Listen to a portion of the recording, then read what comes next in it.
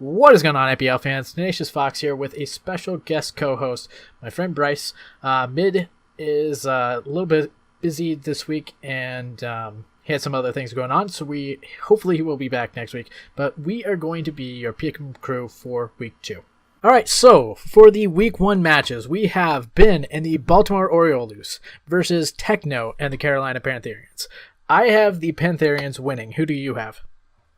I'm taking the Pantherians as well. Oh, all right.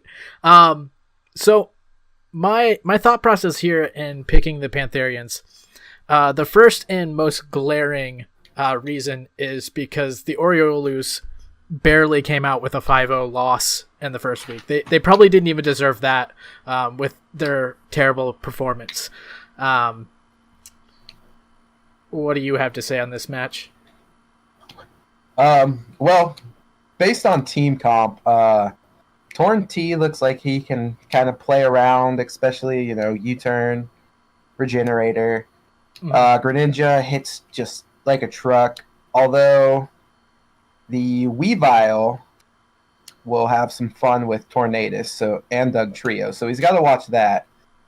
But I think he's got enough Mons to counteract. Yeah, it's been a while since I actually did the picks, because I did these last week, but now one of the things I noted was that the Orioles are going to have to stop Mega Mawile from tearing apart their team. Definitely. Obviously, he's got Infernape to stop it. Steelix can obviously defend against it, but other than that, not a whole lot. Alomomola is pretty defensive as well, if I remember correctly. Yeah, it's a very fat mon. But he also has to be worried. He also has to worry about getting set up on if he uses Alomomola. Right. Yeah, that's what Breloom could, easily Swords Dance up on it and hit it with a Seed Bomb, Giga Drain, however you want to run it. Mm-hmm. And another thing I noted was Infernape is going to be one of his counters to that Mega Mawile. And if he doesn't play it right, he could get trapped by the Dugtrio, and really that would derail some of his chances to get a win here. Yeah, the Dugtrio is definitely tricky. If he plays it right and gets the Weavile in on the Dugtrio, that would be good. Yeah, but I mean, Techno probably won't keep Dugtrio unless he's got something planned, of course. Well, I mean, it's like a read, I know. Yeah, I get what you're saying. Like if he predicts a switch or something like that. Yes. And then he could just keep pursuit trapping the Dugtrio, which wouldn't be too bad. Or even just throwing off a knockoff, just if he knows it's going out, like free knockoff. Very true. Well, with that, let's just move on to our second match, since that one seems to be the first match doesn't seem to be as interesting. No offense, Ben.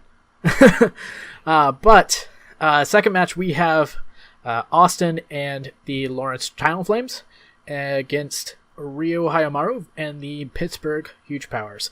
I've got the Talonflames. I think you had Pittsburgh. I do have Pittsburgh. What was your reasoning in picking Pittsburgh? Well, I'm really not seeing much that wants to stay in on the Zygarde.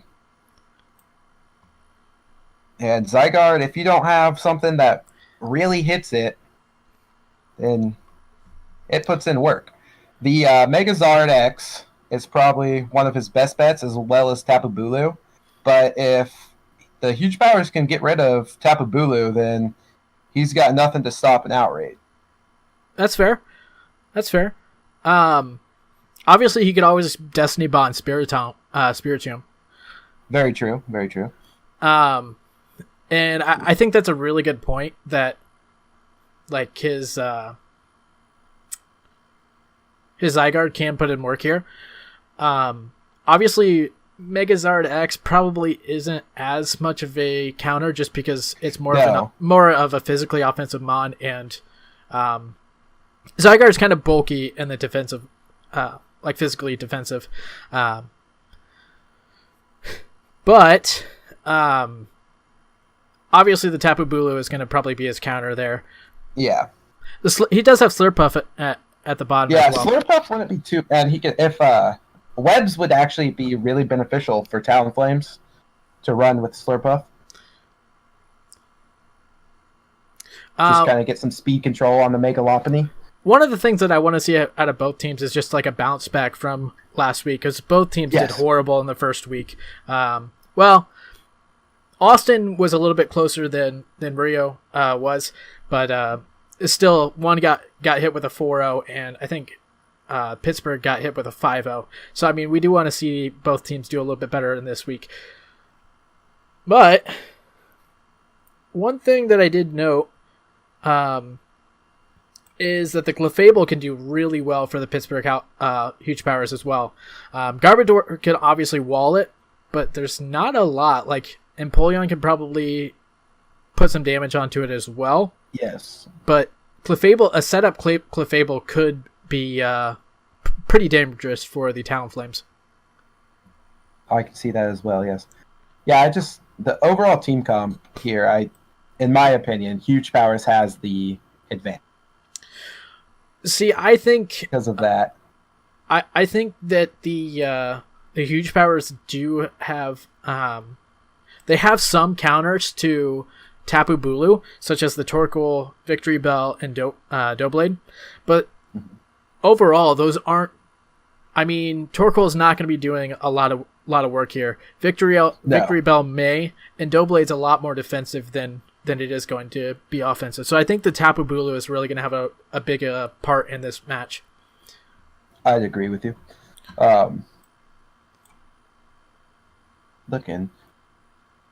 Does Mega Lopunny get Poison Jab? I can't remember. Maybe. I don't know that either. I'm looking it up here.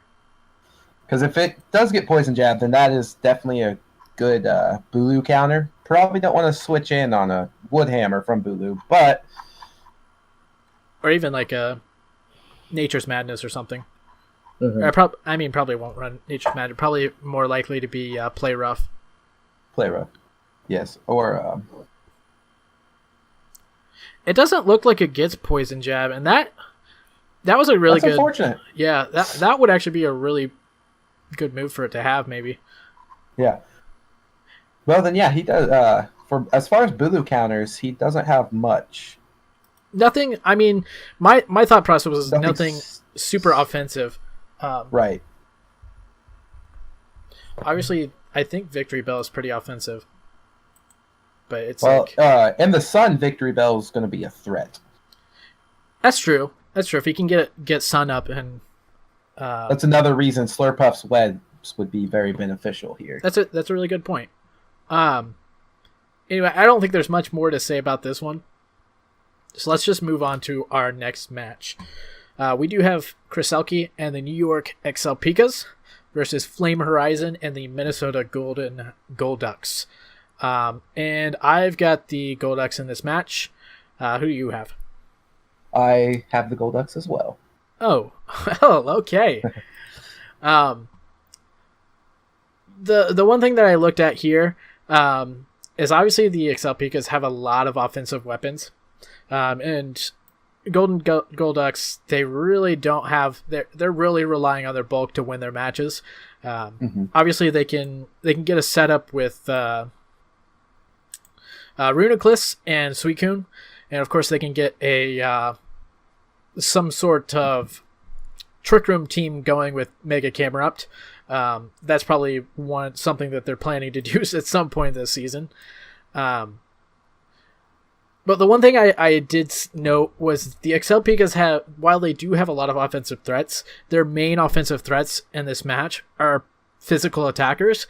And the Golducks have got 2 Intimidators on their team, so it's really going to be hard for KreselleKey to get any offensive momentum with those sitting on FlameHorizon's team. Very true.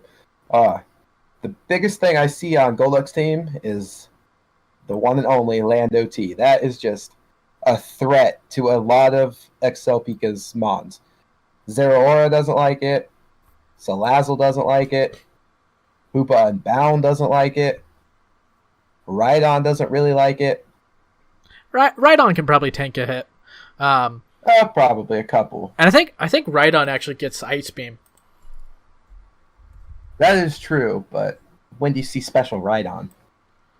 I mean, this is Draft League. Anything can happen. Possible. We saw a Simipour get a sweep in this last week. Simipour is a threat.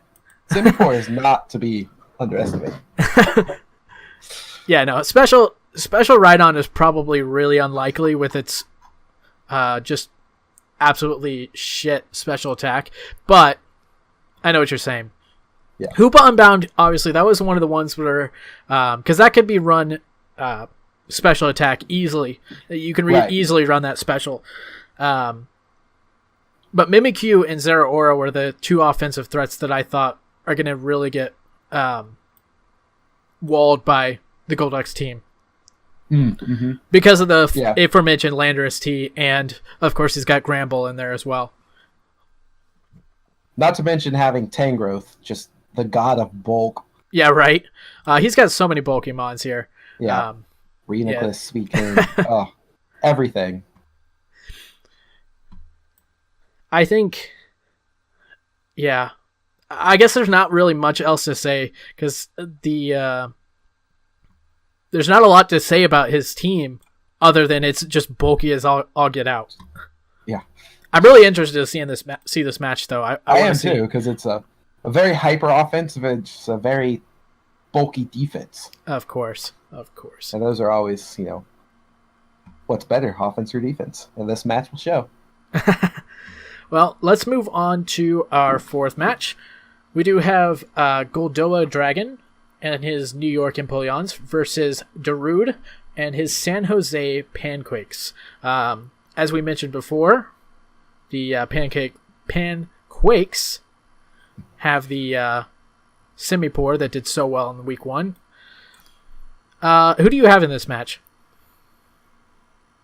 This was a tough one, though, because both teams performed very well in week 1. Yeah, that's fair. But looking at team matchup, I had to go with the Panquakes. It might have been because he's got a Zapdos. It might have been other reasons.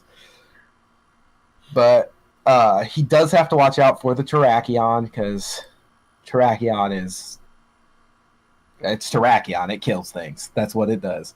Mega Altaria is another threat on Empoleon's team that he'll have to prep for, but I think he can pull it out. I think what could be really dangerous in this one, and one thing that I do want to note before I get on that, I expect there to be a lot of hazards in this match, because obviously the Panquakes have got Klefki, and I think Palossand gets rocks. Yes, Druddigon gets rocks. And then, of course, you got the Empoleons who've got Excelgor gets spikes. And then Miltank gets rocks. Kafagrigas gets toxic spikes. So I expect a lot of hazards in this match. And neither has a spinner, I don't think. Looks like they only have... it looks like they only have defoggers.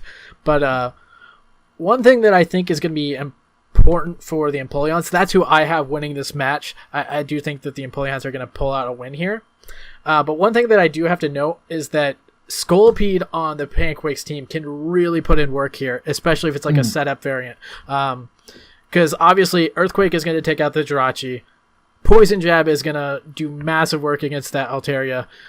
And of course, Poison Jab on Primarina, Poison Jab on the Vileplume. This Scolipede could really be neutral on Vileplume. Oh yeah, you're right. You're right. Or Megahorn for Vileplume. I think that's still neutral because of his poison. You might be right. Yeah. But anyway, I do think that Scolipede could potentially put in work here, and I think that the Empoleons are going to have Terrakion at good health in this match to deal with that Scolipede. Yes. That's the biggest thing I see here. That's why I give it to the Panquakes, because Terrakion is such a big threat, but Mega Metachan is definitely not to be slept on. Oh yeah, for sure. And it puts in work against Terrakion. Primarina can kind of put in work here too. Yes, it can. If it's like a specs variant or something, and he can get free hits off. You just gotta watch out for that Zapdos. Yeah, right. Unless he gets hit with an Ice Beam. That'd be very true. Predicted on an Ice Beam. Anyway. But I think the Zapdos puts in work, in my opinion. Heat Wave for the Jirachi and the Vileplume. You have Discharge or Thunderbolt. Volt Switch for Primarina. Heat Wave also for the Acelgor. You could run HP Ice for the Mega Altaria. But it kind of gets walled by the Rotom Heat. That's fair. I really think that in Darude's team, we're going to see another variant of his monkey business. So I can see that as well. That's kind of what I'm expecting. So maybe it'll work out for him. Maybe it'll work out for him. Maybe it won't. Yeah. Something. Anyway, let's move on to our next match. We do have JacubAsAlways and his Green Bay Pikachus versus Josh and the New York Metagross. My pick here was the Green Bay Pikachus. That's same for me. Now, I think that these two teams are two of the best teams, like roster-wise, as far as like options that they've got on their team. Obviously, the Metagross have got Kieran Black, so that's always going to be a big part in every single week. Now, I do think that Jacob is going to have to be really careful with how he deals with that Kieran Black, as you always do. You always have to be careful with it because, it can deal a lot of damage to you and could ruin your chances to winning. But I think that they have a really well-rounded team, and they should be able to work around it. Mm-hmm. I do think that a subset in this match could be really, really killer. It could win Josh the match in this one. But another thing that I noted is that obviously Celesteela could potentially be one of the counters to Kieran Black if he uses like I think it's a Wakan Berry to have the damage from like I can't even remember, the Fusion Bolt. And Josh, his Kieran Black is not one of his Z captains, which makes it very easy for that Celesteela to survive and revenge kill or counter kill the Kieran Black. And another thing that I have noted is that Jacob has 5 different Z captains in this match, which is just, to me, is an absolute nightmare to prep against. I can't wait to see Z Corsola. Oh my gosh, I can't even imagine. But like, I don't even know what Corsola does. I've never seen it used. I think it does get spikes. I do believe it gets spikes. Yeah, that's handy. It might get stealth rocks as well. Queen with rocks. For Jacob, I mean the Mega God against the Kyurem from just freely Dracoing. And then you have one thing though, the Mega Venusaur. I'm not really seeing like a huge counter to Mega Venusaur. Sorry, I'm looking at Corsola. Corsola actually gets it doesn't get spikes. Oh no, it doesn't get spikes. I thought it did. Oh, it gets spike rocks. It does get rocks. It has spike cannon. I think that's why I thought it got spikes. Gotcha. But it does have regenerator, so that is actually, I'm interested to see that. Let me look here. Yeah, not a lot, but he does have the Gardevoir. He does have the Gardevoir. The only problem with that is, I mean, you're dealing with Mega Venusaur. Sludge Wave's still gonna put in some work. Yeah. And then he's got Tornadus Eye. Yes, that's true. Which, especially if he's running a acrobatic set or. And that's one of his Z captains. I'm pretty sure. Yeah, yes. It is. So you could possibly see like Z Fly, Z Acrobat. Yeah, something of that variety would be very detrimental to the Mega Venusaur. Mm-hmm. So I think he's got that pretty well covered because he also has the Marowak, which I know it's got thick fat, so it's gonna kind of tank that a little bit. But I don't see the Venusaur. Obviously, it could be very problematic. But, like, I do think he's got options to deal with it. they both have a decently fat team. Yeah, like I said, I think these two teams are two of the best teams, like roster-wise, they're two of the best teams that we have. Which it'll be a very interesting match to see who comes out on top. But I'm going to stick with my boy Jacob. Oh, so you're playing favorites. A little bit. All right. Let's go on to the next match. We have JB Westside and his Colorado Bufflins against JoesephGames and the Chester Chinchows.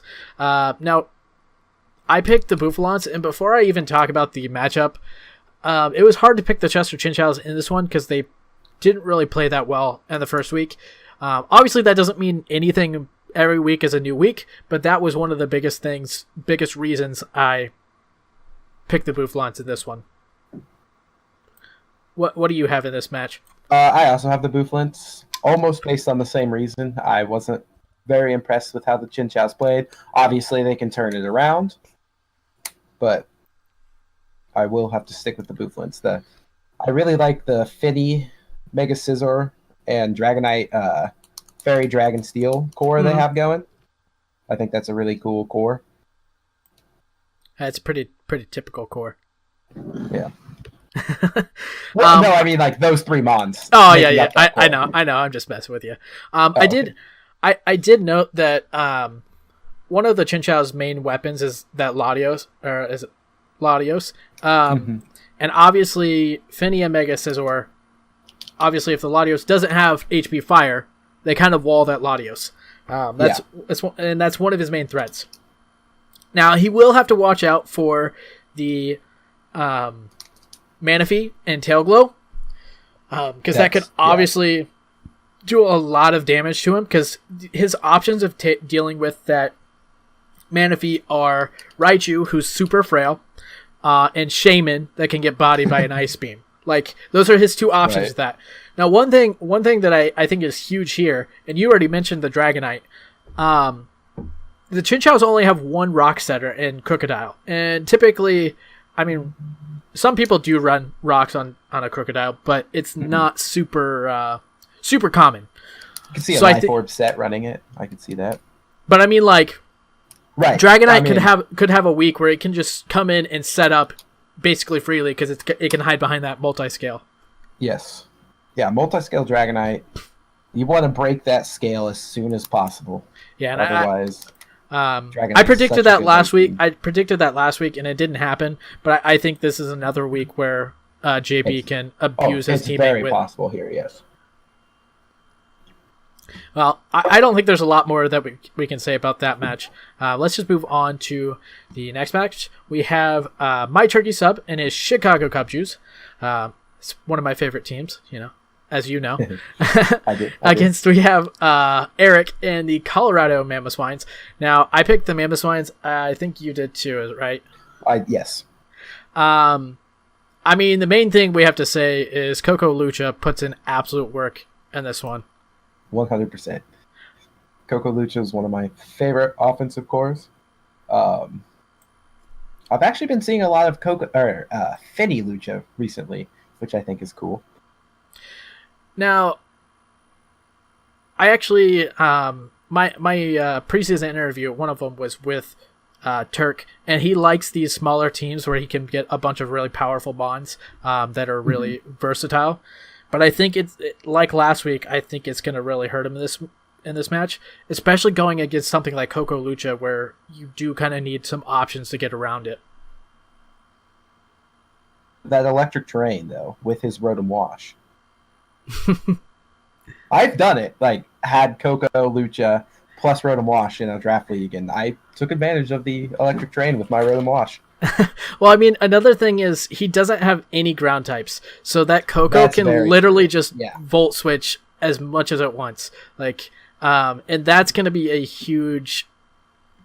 It really is like going to be a huge thing in this one. I will say right now, setup Haxorus is a threat, though.